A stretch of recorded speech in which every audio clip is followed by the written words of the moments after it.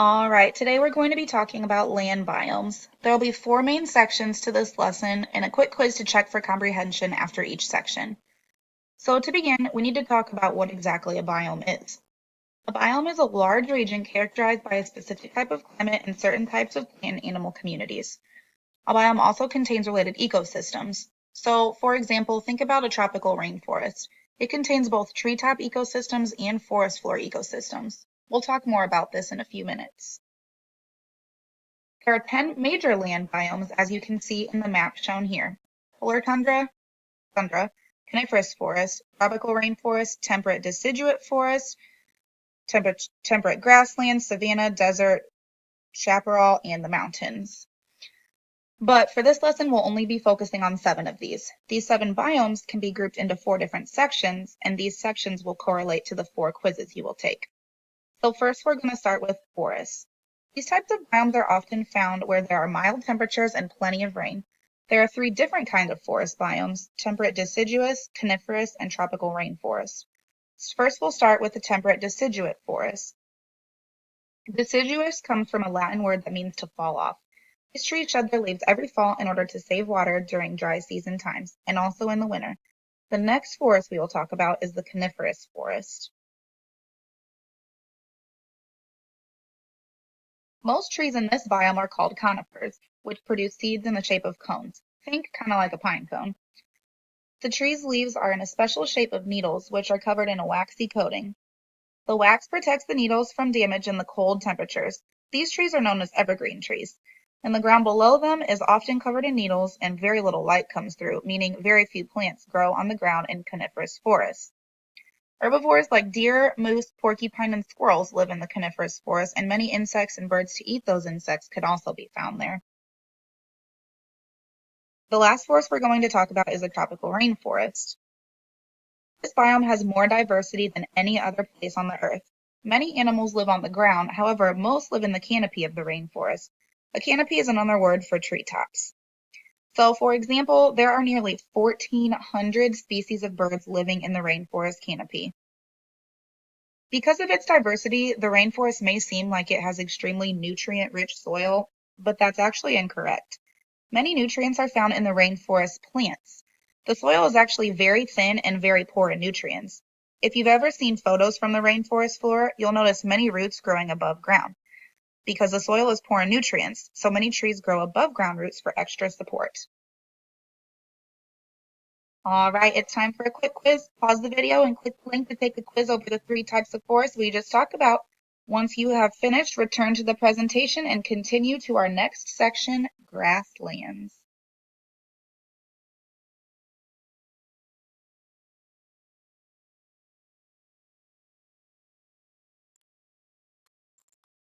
So we're going to enter our first and last name and then answer the questions.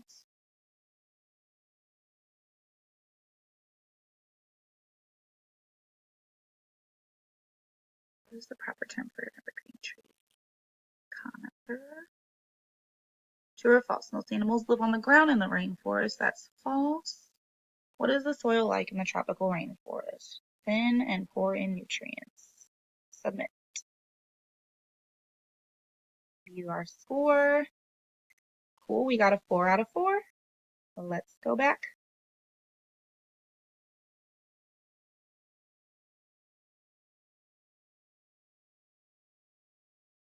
All right, now that we've learned about the different kind of forests, we're moving on to the grassland biomes. Grasslands have many names, however, today we're going to focus on just 2 of those, the temperate grasslands and the savannas. You can find grasslands on every continent except Antarctica, and they're often flat and have small rolling hills. Temperate grasslands have very few trees due to fires and extreme droughts, and also due to grazing animals. This type of grassland supports the lives of small seed-eating animals like prairie dogs and mice. You'll also find large grass eaters like the North American bison in the temperate grassland. A savanna is a type of grassland that has scattered clumps of trees with seasonal rain. If you look at the map, you can see that the grasslands can be found in parts of Africa, India, and South America. Grasses in the savanna will dry out and turn yellow during the dry season, but these grasses have deep roots which helps them survive months without water. The African savanna is home to many large animals such as elephants, giraffes, zebras, and wildebeest. A good way to remember this is to think of the African safari if you've ever been to the Fort Wayne Children's Zoo. All right, that was a quick one. It's time for another quiz. Pause the video and click the link to take the quiz. Once you're done, return to the presentation and continue on to our next section, the desert. So enter your first and last name. On which continent would you not find grasslands? Antarctica. Canada is not even a continent. What is the land like in a grassland biome? Which is not a reason why there are very few trees. We never talked about that. That was in the rainforest. Why do grasses turn yellow in the savanna? Roots help retain water when it's dry. Submit. Let's see how we did. 4 out of 4. Let's go back to our presentation.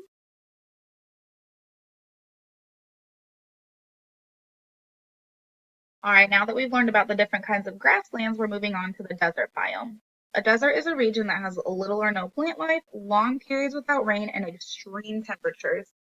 If you look at the map, you'll see that deserts are usually found in hot climates. Even though we said there's little to no plant life in the desert, there are actually quite a few plants and animals that are only found in the desert. These species have special adaptations to live in the hot, dry climate. To help create a picture in your mind, think of plants growing really far apart from each other. That way they don't have to compete with any nearby plants for water if it rains. Picture these plants with really shallow roots, which would make it easier to take up water in the event that there's a rainstorm. I'm sure you've seen pictures of a cactus in the desert, right? These types of plants can actually store water in their leaves and in their stems. Now, what about the animals that live in the desert? How do they survive? A lot of them only are active at night when the temperatures aren't so hot. The desert only receives about 10 inches of rain a year, whereas places like Fort Wayne, where we live, can average up to 50 inches of precipitation a year. That's a big difference. That was another short one. Click the link to take a quiz. When you're done, come back for our final subject, the tundra. Please enter your name. Will help if you spell it right. These do not describe desert life. Probably not a lot of grass because it doesn't rain a lot. How do plants survive in the desert? They grow far apart from each other. How does a cactus survive? We talked about that. It stores water in its leaves and stem. About how much rain does the desert get each year? Hopefully more than an inch. That's not a lot. Submit. Let's view our score. Awesome, 4 out of 4. Let's finish it up.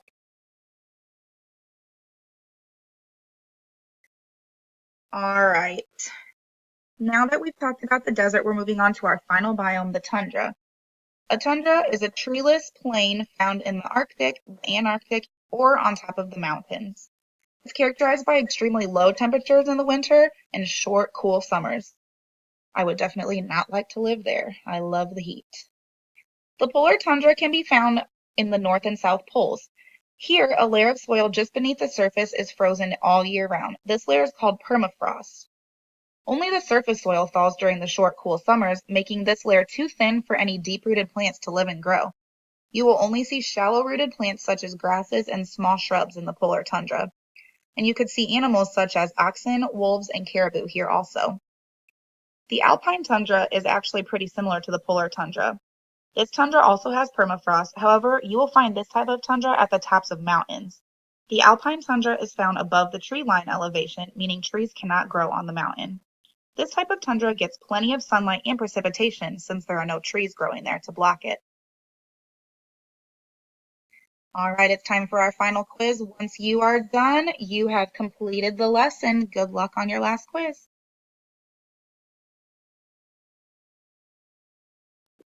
As always, put your name on it so I know who you are. Where will you not find a tundra biome?